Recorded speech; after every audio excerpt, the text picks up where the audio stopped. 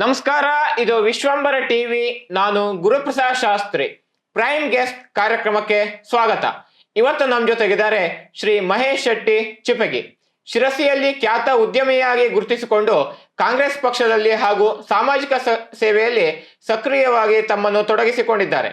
ಕಾರ್ಯಕ್ರಮಕ್ಕೆ ಆತ್ಮೀಯ ಸ್ವಾಗತ. ನಮಸ್ತೆ ಸರ್. ನಮಸ್ಕಾರ. ಪ್ರಿಯ ವೀಕ್ಷಕರೇ, ಈ ವಿಡಿಯೋನ ನೋಡೋದಕ್ಕೂ ಮೊದಲು ನಮ್ಮ ಚಾನೆಲ್ ಅನ್ನ ಇನ್ನು ಸಬ್ಸ್ಕ್ರೈಬ್ ಮಾಡ್ಕೊಂಡಿಲ್ಲ ಆದ್ರೆ ತಕ್ಷಣವೇ ಸಬ್ಸ್ಕ್ರೈಬ್ ಮಾಡ್ಕೊಳ್ಳಿ. ಹಾಗೆ ವಿಡಿಯೋ ಇಷ್ಟ ಆಗಿದ್ರೆ ಶೇರ್ ಮಾಡಿ. ಸರ್, ಈಗ ತಾವು ಶಿರ್ಸಿ ನಗರದಲ್ಲಿ ನೆಲೆಸಿದ್ರಿ. ತಮ್ಮ ತಂದೆಯವರು ಶಿವರಾಮ್ ಶೆಟ್ಟಿ ಅವರು ತಾಲೂಕ್ ಪಂಚಾಯತ್ ಅಧ್ಯಕ್ಷರಾಗಿದ್ರು. ಈಗ ತಾವು ತಮ್ಮ ಕಾಲೇಜು ದಿವಸಗಳಲ್ಲಿ ಸುಮಾರು 2000ರಿಂದ 2005 ಇಸ್ವಿಯವರೆಗೆ ABVP ಸಕ್ರಿಯರಾಗಿದ್ರಿ. ಅಖಿಲ ಭಾರತೀಯ ವಿದ್ಯಾರ್ಥಿ ಪರಿಷತ್ನಲ್ಲಿ ತೊಡಗಿಸಿಕೊಂಡು ವತ್ಸಲ ಹತ್ಯೆ ಪ್ರಕರಣದಲ್ಲಿ ಸಾಕಷ್ಟು ಹೋರಾಟಗಳಲ್ಲಿ ಭಾಗಿಯಾಗಿದ್ರಿ. ಹಾಗಾಗಿ ಅವತ್ತಿನ ನಿಮ್ಮ ಒಂದು ABVP ಜೀವನ ಹೇಗಿತ್ತು, ಮತ್ತೆ ಅವತ್ತಿನ ABVP ಸಂಘಟನೆಗೂ ಇವತ್ತಿನ ಸಂಘಟನೆಗೂ ಏನ್ ವ್ಯತ್ಯಾಸವನ್ನು ಕಾಣ್ತೀರಿ?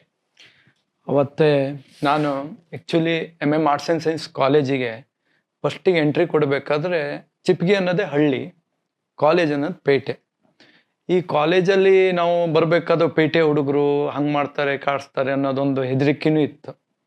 ಆ ರೀತಿಯಲ್ಲಿ ಕಾಲೇಜ್ ಸ್ಟೆಪ್ ಹಾಕಿದವಾಗ ನನಗೆ ಕೆಲವು ಸ್ನೇಹಿತರಿಂದ PUC ಸೆಕೆಂಡ್ ಇಯರಲ್ಲಿ ABP ಪರಿಚಯ ಆಗುತ್ತೆ. ABP ಅಭ್ಯಾಸ ವರ್ಗಗಳು ಆಗ್ತಾ ಇರುತ್ತೆ. ಅಲ್ಲಿ ಒಂದು ದಿನ ಅಭ್ಯಾಸ ವರ್ಗಕ್ಕೆ ಹೋದಾಗ ನಾನು ಬಂದಿರೋದು ನನ್ನ ತಂದೆಯವ್ರದ್ದು ಇದರಿಂದ ಆದರೂ ಆ ಒಂದು ದಿನ ಅಭ್ಯಾಸ ವರ್ಗಕ್ಕೆ ಹೋದಾಗ ABVP ಅನ್ನೋದು ಒಂದು ವಿದ್ಯಾರ್ಥಿಗಳಿಗೆ ಈ ಸಮಾಜದಲ್ಲಿ ಯಾವ ರೀತಿ ಬದುಕಬೇಕು, ಯಾರ ಹತ್ರ ಹೇಗೆ ಮಾತಾಡಬೇಕು ಅನ್ನೋ ಒಂದು ಉತ್ತಮ ನಾಯಕತ್ವ ಲೀಡರ್ಶಿಪ್ನ ಕಲಿಸ್ತದೆ. ಅದಲ್ಲದೆ ಈ ABVP ನಾನು ತುಂಬ ಅಂದರೆ ಈ ಸಮಾಜದಲ್ಲಿ ನಾನು ಏನು ಒಳ್ಳೇದು ಮಾಡ್ಬೋದು ಅನ್ನೋದು ತೋರಿಸುತ್ತೆ ಬಿಟ್ಟರೆ ಕೆಟ್ಟದನ್ನ ಇವತ್ತಿನವರೆಗೂ ತೋರಿಸ್ಲಿಲ್ಲ ನಾನು ತಿಳ್ಕೊಂಡಿರೋದು. ಅದ್ರ ನಂತರ ನಾನು 5 ವರ್ಷದಲ್ಲಿ ABVP ಆಗ ಒಂದೊಂದು ವರ್ಷದಲ್ಲಿ ನಾವು 25-30 ಜನ ಸೇರಿಕೊಂಡು ನಾವು ABVP ಸಭೆಯನ್ನು ಮಾಡ್ತಿದ್ವಿ.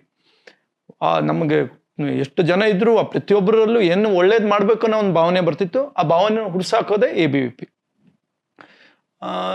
ಇವತ್ತಿಗೆ ABVP ನನಗೆ ಯಾವುದೇ ಒಂದು ವಿದ್ಯಾರ್ಥಿಗಳು ABVP ಅಂದರೆ ನನಗೊಂಥರ ಮೈಯಲ್ಲಿ ನನ್ನ ಮನೆ ಅನ್ನೋದೊಂದು ಅನಿಸುತ್ತೆ. ಅದೊಂದು ನಾನು ಬೆಳೆದಿರೋ ಒಂದು ಇದು. ಅದ ನಂತರ ABVP ಇವತ್ತು ಯಾಕೆ ಹಿಂಗಾಯ್ತು ಏನು ಅನ್ನೋದು ನನಗೆ ಸ್ವಲ್ಪ ಬೇಜಾರಾಗ್ತಾ ಇದೆ. ಇದಕ್ಕೆ ನಮಗೊಂದು ನೆಲೆ ಸಿಗಲಿಲ್ಲ. 2000 ಇಸ್ವಿಗೆ ABVP ಒಂದು ಸ್ವಂತ ಮನೆ ಮಾಡ್ಬೇಕಂತನೂ ನೋಡಿದ್ವಿ, ಆಗಲಿಲ್ಲ. ಒಂದು ನೆಲೆ ಸಿಗಲಿಲ್ಲ. ಇಲ್ಲೊಂದು ABVP ಒಂದು ಆಫೀಸ್ ಅನ್ನೋದು ಶಾಶ್ವತವಾದ ಆಫೀಸ್ ಇದ್ದಿದ್ರೆ ಇವತ್ತು ABVP ಇನ್ನೂ ಚೆನ್ನಾಗಿರ್ತಿತ್ತೇನೋ. ಇದೊಂದು ನಾನು ಹೇಳಬಲ್ಲೆ. ಓಕೆ. ಅನಂತ ಸ್ಮಾರ್ಟ್ ಸಿಟಿ ಶಿರಸಿಯಲ್ಲಿ ವ್ಯವಸ್ಥಿತವಾಗಿ ಮಾಡಿರುವ ಲೇಔಟ್ ಇದಾಗಿದೆ. ಕೇವಲ 14 ಲಕ್ಷ ರೂಪಾಯಿಯಿಂದ 30-40 ಸೈಟ್ಗಳು ಪ್ರಾರಂಭ.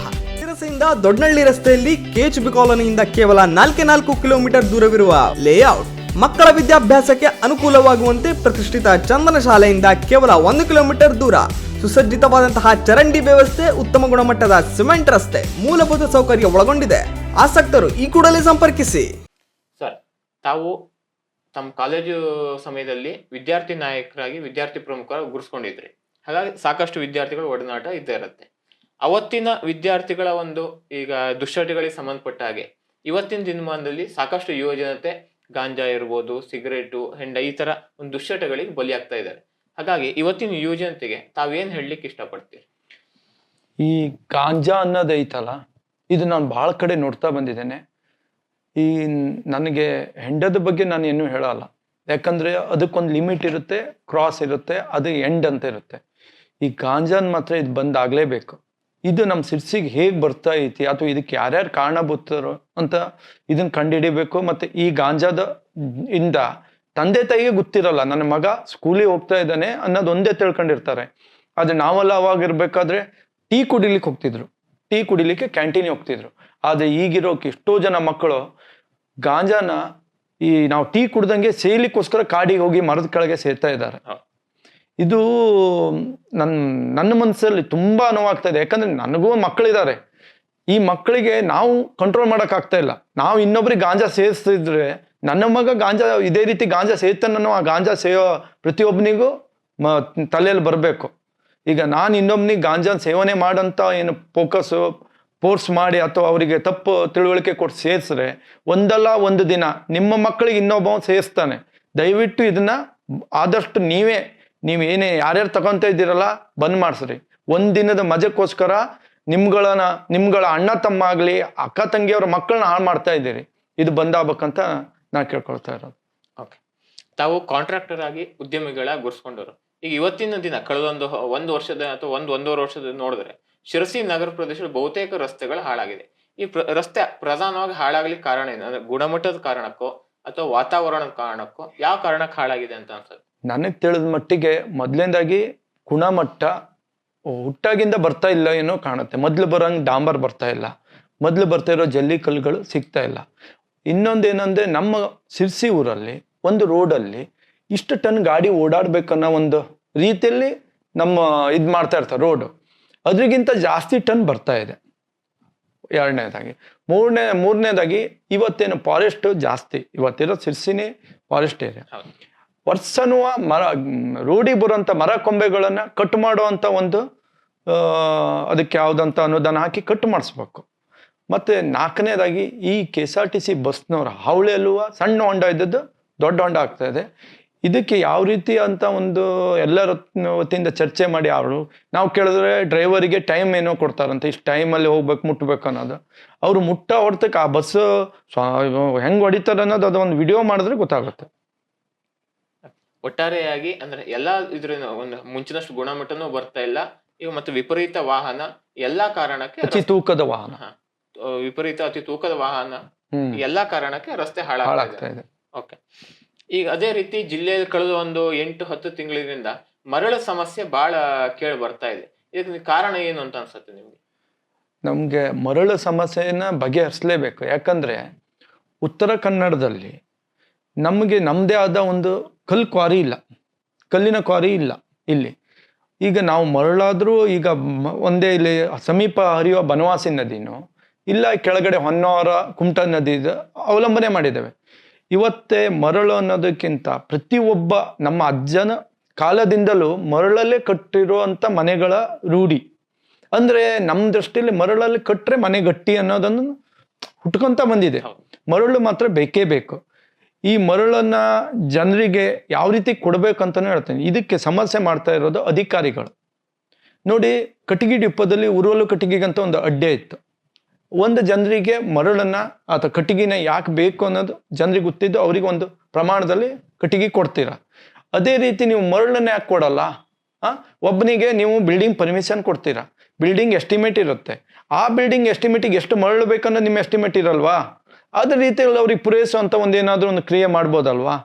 ಈ ಮರಳಿಗೆ ನೀವು ಪಾಸ್ ಇಲ್ದೆ ಅಂತ ಕಳಿಸೋದು, ಅವರಿಗೆ ಎಲ್ಲರಿಗೂ ಯಾರ್ಯಾರು ರೊಕ್ಕ ತಿಂತಾರೋ ಗೊತ್ತಿಲ್ಲ, ಅವರಿಗೆಲ್ಲ ರೊಕ್ಕ ಹೋಗುತ್ತೆ ಅನ್ನೋದು. ಆ ರೊಕ್ಕ ಭರಣ ಮಾಡೋರು ಯಾರು? ಮರಳು ಸಾಹುಕಾರದಿಂದ ಕಸ್ಟಮರ್ಗೆ ಹೋಗುತ್ತೆ. ಇವತ್ತು ಯಾವುದೋ ಬಡವ ಮನೆ ಕಟ್ಟಬೇಕಾದ್ರೆ ಅಷ್ಟೇ ರೇಟ್ ಕೊಟ್ಟು ಮರಳು ತಗೊಳ್ಲಿಕ್ಕೆ ಆಗುತ್ತಾ? ಅವ್ನ ಮನೆ ಕಟ್ಲಿಕ್ಕೆ ಆಗುತ್ತಾ? ಈ ಮರಳಿನ ಬಗೆಹರಿಸಲೇಬೇಕು. ಇದು ಒಂದು ಜನರ ನೋವು. ಇದು ಈಗ ತಾವು ಸಾಕಷ್ಟು ಸಾಕಷ್ಟು ವರ್ಷಗಳಿಂದ ಶಿರ್ಸಿಯಲ್ಲಿ ಇದ್ದೀರಿ, ಶಿರ್ಸಿಯಲ್ಲೇ ಹುಟ್ಟು ಬೆಳೆದವ್ರಿ. ಹಾಗಾಗಿ ಶಿರ್ಸಿಯ ಬಹುತೇಕ ಒಂದು ಪರಿಚಯ ತಮಗಿದೆ.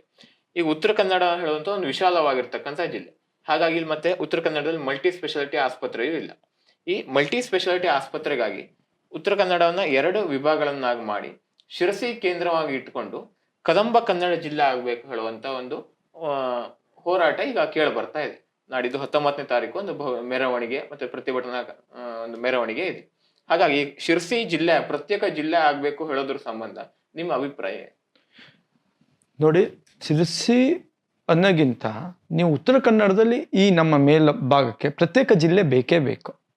ಇವತ್ತೇ ಯಲ್ಲಾಪುರದವ್ರಾಗ್ಲಿ ಮುಂಡಗೋಡಾಗ್ಲಿ ಇಲ್ಲಿಂದ ನಾವು ಕಾರವಾರಕ್ಕೆ ಹೋಗಿ ಕೆಲಸ ಮಾಡಬೇಕು. ಆ ತುದಿಗೆ ಹೋಗ್ಬೇಕಾರೆ ಅಯ್ಯೋ ಅನ್ಸುತ್ತೆ ಪ್ರತಿಯೊಬ್ಬರಿಗೂ. ಈಗ ಒಂದು ಜಿಲ್ಲೆ, ಈಗ ನಮ್ಗೆ ಬೆಂಗಳೂರಿಗೆ ಹೋಗ್ಬೇಕಾದ್ರೆ ಖುಷಿ ಇರುತ್ತೆ, ನಮ್ಮ ರಾಜ್ಯ ಬೆಂಗಳೂರು ಅಂತ. ಅದೇ ನಾವು ಕಾರವಾರ ಜಿಲ್ಲೆ ಹೋಗ್ಬೇಕಂದಾಗೆ ಒಂಥರ ನೋವಿನ ಭಾವನೆ ಅನ್ಸುತ್ತೆ.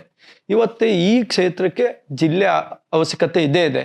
ಕದಂಬ ಕನ್ನಡ ಒಂದು ಒಳ್ಳೆ ಹೆಸರೇ ಇದೆ. ಯಾಕಂದ್ರೆ ಕದಂಬರು ಅಂದ್ರೆ ಪ್ರತಿಯೊಬ್ಬರಿಗೂ ಗೊತ್ತು, ನಮ್ಮ ಮೂಲ ಕದಂಬರ ಮೂಲ ಅಂತೇವೆ. ಏನೋ ಒಂದು ಅದ್ರದ್ದು ಬಗ್ಗೆ ಯಾರಿಗೂ ಇಷ್ಟ ಇಲ್ಲ ಅನ್ನೋದಿಲ್ಲ.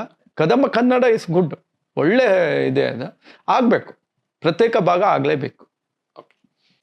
ಇವತ್ತಿನ ಪ್ರೈಮ್ ಗೆಸ್ಟ್ ಕಾರ್ಯಕ್ರಮದಲ್ಲಿ ನಮ್ಮ ಜೊತೆ ಉಪಸ್ಥಿತರಿದ್ದು ಅಭಿಪ್ರಾಯ ಅನಿಸಿಕೆ ಹಂಚಿಕೊಂಡಿರುವ ಶ್ರೀ ಮಹೇಶ್ ಶೆಟ್ಟಿ ಚಿಪ್ಪಗಿ ಇವರಿಗೆ ವಿಶ್ವಂಬರ ಟಿವಿ ವತಿಯಿಂದ ಹೃತ್ಪೂರ್ವಕ ಕೃತಜ್ಞತೆಗಳನ್ನ ಸಲ್ಲಿಸ್ತಾ ಇದ್ದೀವಿ. ವಿಶ್ವಂಬರ ಟಿವಿ ಕುರಿತಾಗಿ ಒಂದೆರಡು ಅನಿಸಿಕೆಗಳನ್ನು ಹಂಚ್ಕೋಬೇಕು ಅಂತ ಕೇಳ್ಕೊತೀನಿ. ಬಟ್ ಇಲ್ಲಿರೋರೆಲ್ಲ ನನ್ನವರು, ABP ಇಂದ ಬಂದವ್ರು ಭಾಳ ಜನ ಇದ್ದೀರಾ. ನಿಜವಾಗ್ಲೂ ನಿಮ್ಗೊಂದು ನನ್ಗೆ ಖುಷಿ ಆಗ್ತಾ ಇದೆ. ನನಗೆ ಫಸ್ಟ್ ಬಂದಾಗ ಎಲ್ಲೋ ಬರ್ತಾ ಇದ್ದೀನೇನೋ ಅನಿಸ್ತಾ ಇತ್ತು. ಬಟ್ ಇಲ್ಲಿ ಒಳಗೆ ಬಂದ್ಮೇಲೆ ಇದು ನನ್ನ ಮನೆಗೆ ಬಂದೆ ಅನ್ಸಿತ್ತು. ಅಷ್ಟೇ. ಧನ್ಯವಾದ. ನಮಸ್ಕಾರ. ಅದು ನಂದು ಹಳೇದೆಲ್ಲ ನೆನ್ಪಿಟ್ಟಿರಲ್ಲ ಮ್ಯಾಮ್. ರಮೇಶ್ ಅವ್ರು ಫೋನ್ ಮಾಡಿರೋದು ಇದು ಇರ್ತಿರ್ತೀನಲ್ಲ ಇದ್ರಲ್ಲಿ. ಧನ್ಯವಾದ. ನಮಸ್ಕಾರ. ವೀಕ್ಷಕ ಮಹಾಪ್ರಭುಗಳೇ, ನಮ್ಮ ಚಾನಲ್ ಅನ್ನು ಸಬ್ಸ್ಕ್ರೈಬ್ ಮಾಡಿ, ಶೇರ್ ಮಾಡಿ, ಪ್ರೋತ್ಸಾಹಿಸಿ.